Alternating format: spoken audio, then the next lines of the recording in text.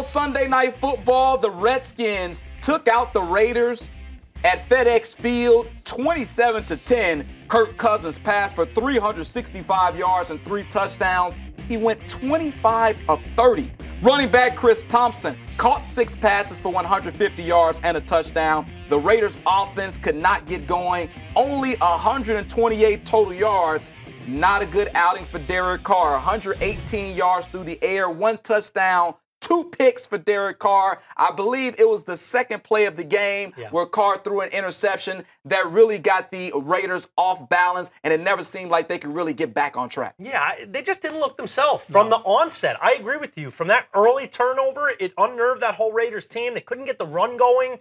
Earlier in the first couple wins in this season, earlier in the season for the Raiders, they would establish that run early, punch him in the mouth with Marshawn a little bit, open things up. That's when you get the Crabtree 3-touchdown game. That's when you get Amari Cooper and Derek Carr slicing them up through the air. Neither one happened. And the establishment of the run game early, because it did not happen whatsoever, Washington was able to contain the entire Raiders offense, who just looked lost out there. Yeah, and they had some key drops, Oakland, and especially when you go on the road and you get off to a bad start, like, you got to do a lot of the little things. When watching this game, I never felt, and did you ever feel like the Raiders were going to win this game? No. At any point.